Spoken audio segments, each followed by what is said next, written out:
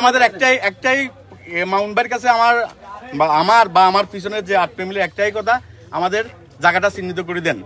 আমরা যদি আর্থিকভাবে বা ক্ষতিপূরণ দিতে হয় বা টাকা দিতে হয়, আইনানুগ যা দরকার হয় আমরা তা করব, কারণ আমাদের এটা 20 বছরের পথ।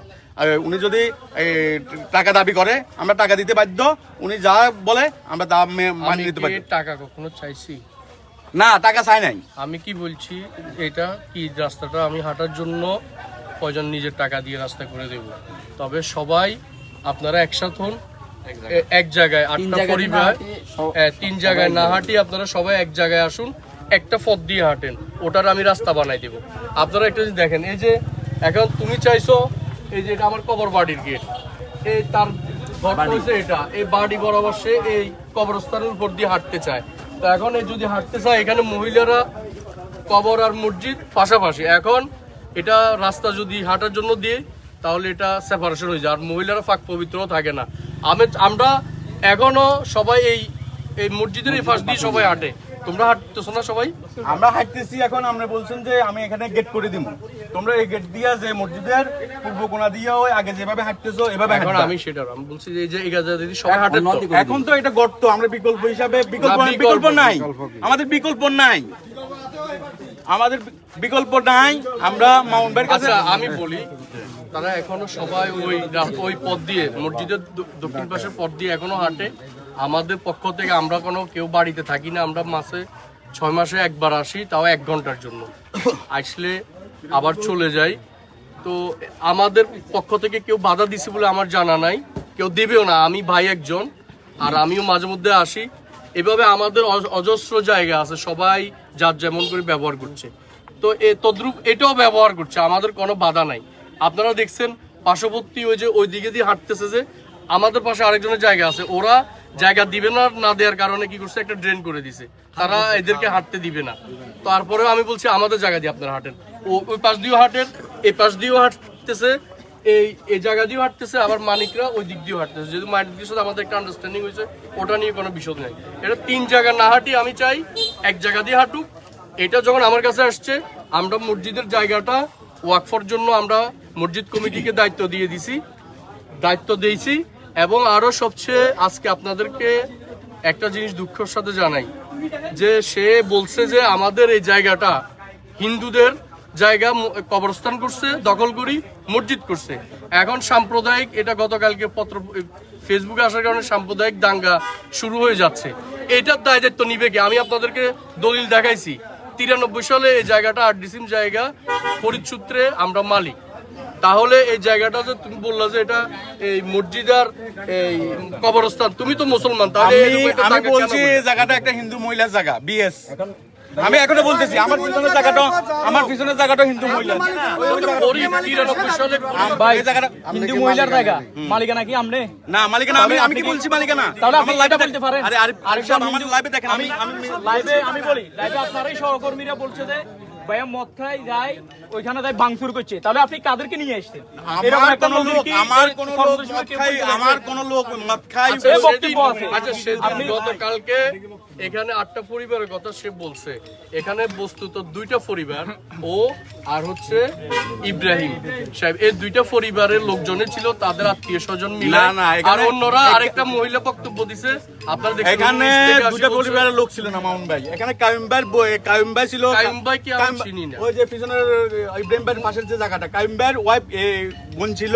আমি তোমার একটা কথা বলি ভাই, তুমি যে আমাকে পরশুদিন না তার আগের দিন গেলাম, বলছো আপনি কত টাকা আছে আমি দিব, আমি বলছি আমি কবরস্থান বিক্রি করে কি খাবো, আমার টাকার অভাব আছে, এই কথা বলছি না? আমি বলছি শুরু হবে আমার কথা শেষ করতে। এরপরে বললাম যে তুমি একটা কাজ করো, এই এলাকাতে যারা বসবাস করতেছে তারা এত শিক্ষিত না বা ইয়া না, তুমি আসো, এই জায়গাটা যেন একটা ফরওয়ার্ড হয়, এই এলাকাতে এই ফাড়াটা যেন একটা সমৃদ্ধ হয়, সেজন্য তুমি দায়িত্ব নেও। তারা পিছনের জায়গাটা আমি সামনের জায়গা 10 ফিট করে দিব, এবং পিছনের মানুষ যারা আছে আরো 1 থেকে 150 পরিবারের জায়গা আছে, তাহলে ওই মানুষগুলো যাবে কোথায়? আর তোমরাও এই জায়গা আমি যতটুকু দিব 10 ফিট, তোমরা 10 ফিট না পাইলেও পিছনের জায়গা যারা আছে তাদের ঘর ভাঙে ছাড়া আর জায়গা দেওয়ার আর কোনো ব্যবস্থা নাই। তাহলে কিভাবে আমরা জায়গা দিব? তোমরা 8 ফিট হলেও দাও, যাতে একটা ড্রেন হয়, আমাদের কুটিয়াট বাজারে সব পানি গড়া এখানে আসে, সকল ব্যবসা বাণিজ্য সব ব্লক হয়ে যায়। সব পানি বাজারের সকল পানি আমার জায়গার উপর দিয়ে যায়, আমরা এখান দিয়ে পড়ি, হ্যাঁ। আমার এখান দিয়ে যায়। এখন দেখো, আমি কি বাধা দিছি? এই শুনো। পুরাটা এই বাজারের এই মুখটা সকল পানি যায়। এখন আমি বলছি যে এই পানি যাওয়ার জন্য অন্তত 3 ফিটের একটা ড্রেন লাগবে, আর বাকিটা রাস্তা থাকবে। আমি 10 ফিট দিব, তোমরা 10 ফিট না দিতে পারলেও 8 ফিট রাস্তা পিছনের মানুষগুলোর জন্য রেখে দাও। তাহলে অদূর ভবিষ্যতে যারা আসবে একটা পরিকল্পিত বাসস্থান পাবে, একটা পরিকল্পিত পাড়া পাবে, সবাই দোয়া করবে। তোমরা এটার দায়িত্ব নিও। আমার পিছনে কোনো জায়গা না, আমার কোনো দরকার নাই।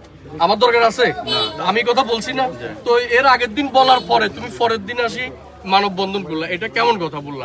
তুমি যে কথাটা বলছো, আমি তো একটা, আমার বাবা এখানে, আমার বাবারে নিয়ে কেউ কথা বলতে পারবে না।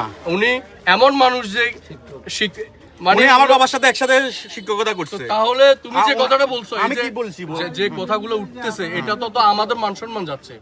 তো এই বসবাস করলে তোমার ভালো মন্দ, আমি বলছি যে এই রাস্তাটাও যদি হয়, একটা অ্যাম্বুলেন্স যাবে বা এই যে একটা খাট নিয়ে যে আসবে যাবে, এই মসজিদটা তোমাদের জন্য, সবাই বলছি না? হ্যাঁ, সবার এখানে, তোমাদের বাড়ির ঘরের এখানে নাম আমাদের নাই, শুনো, বাড়ি ঘরের নামও নাই, তোমরা বলতে পারবা যে একটা মসজিদালা বাড়ি।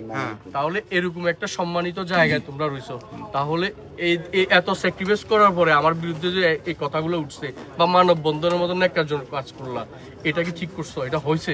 এখন আমি তোমার বিবেকের কাছে প্রশ্ন। না ভাই, আপনার প্রতি আমাদের কোনো রাগ অভিমান ক্ষোভ কিছুই নাই। আমরা সামাজিকভাবে আপনার এখানে বাড়িতেও গেছি, আপনার বাড়িতে, তারপরে আমি আমি বলছি আমাদের মসজিদ কমিটিকে আমরা জায়গা যখন দায়িত্ব দিয়ে দিছি, মসজিদ কমিটিকে নিয়ে বসো, মসজিদ কমিটি যা দিবে আমার এখানে এখতিয়ার নাই। আমরা মসজিদ কমিটির সাথে তারপরে আমি প্রয়োজনে বলছি মসজিদ কমিটিকে আমি সুপারিশ করব তোমাদের জন্য, যাতে যেখান দিয়ে হোক একটা জায়গা আমরা নির্ধারিত করে। ঠিক আছে ভাই, আমরা মসজিদ কমিটির যারা দায়িত্ব। আচ্ছা, এখন এই যে আমাদের এই ভাইয়া আছে, আপনি তো অনেক কিছু জানেন। আমি এখানে যারা আছে একটু মসজিদ আগে কমিটির অনেক লোক আছে। আমি ডক্টর মোজাম্মেল সাহেবের বক্তব্য শুনছি, মানববন্ধন শুনছি। সবচেয়ে পরিতাপ্তের বিষয়, দুঃখজনক বিষয় হলো এই জায়গা কমপ্লিটলি কাগজপত্রে, দলিল পত্রে আব্দুল্লাহ আল মামুন মানে সিদ্দিক মিয়া মালিক, এখন ওর বাপ। একটা ভাষায় আমাদের মোজাম্মেল সাহেব বলছেন যে উনি এখানে বাড়ি করছেন, ওনার জায়গা নিতে হবে। আর আমাদের দেশে শত শত প্রতিদিন কোনো না কোনোভাবে সামাজিক এবং তার যেমন মানসিকতা জায়গা দিবে, তার জন্য যেখানে আপনার কবরস্থান করবে, কবরস্থানকে ঘেরা করার জন্য সে একটা প্রস্তুতি নিচ্ছে, যেহেতু কবরস্থানকে পবিত্র জিনিস, তাহলে তার কাছে জায়গা আছে, জায়গা দিবে।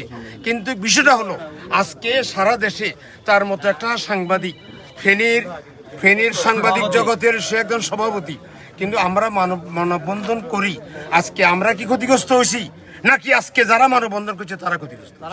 আমি মনে করি তারা ক্ষতিগ্রস্ত, এটা তারা ক্ষতিগ্রস্ত হয়েছে। আর ডক্টর মুজাম্মেল সাহেবের সাথে আমার কথা পরশুদিন ফেনীতে দেখা হয়েছে, উনিও আমার সাথে একটু আলোচনা করছে। আর ধরেন সিদ্দিক আল মামুনের সাথে বা ওনাদের জায়গা সম্পত্তি সম্পর্কে আমার যথেষ্ট, যেহেতু ওনার কাছে দলিল আছে, জায়গা নিবে এবং জায়গা দেওয়ার মতো মানসিকতা আছে। কিন্তু যেভাবে মানববন্ধন করি একটা লোকের আপনার আত্মসম্মান নষ্ট করছেন।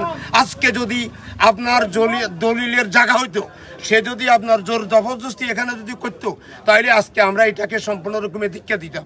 কিন্তু এটা কোন ধরনের প্রশ্ন হলো? জায়গার মালিক সে, নিব তার থেকে, দিচ্ছে না, সে কাকে দিলে দিবে, কার কাছে গেলে যাবে, ওকে ধরেন, ওকে দিয়ে ওর থেকে জায়গা নেন, দেওয়ার মতো তার চিন্তা। সন্দেহ নাই, কিন্তু আমরা সেটা না করে কি করলাম, এই বর্তমান পরিস্থিতিতে তার মতো লোকের হেয় প্রতিপন্ন করি, তাকে আমরা সম্মান নষ্ট করি। আজকে সারা দেশ এটার জন্য একটা, আমার মনে হয় যেন এটার জন্য সে ধিক্কার পাওয়া উচিত। সেখানে তার উপকার হোক। আমি বলছি গড় হয়েছে, গড় হইলে জায়গা দিবে, ঘর হয়েছে সে জায়গা দিবে,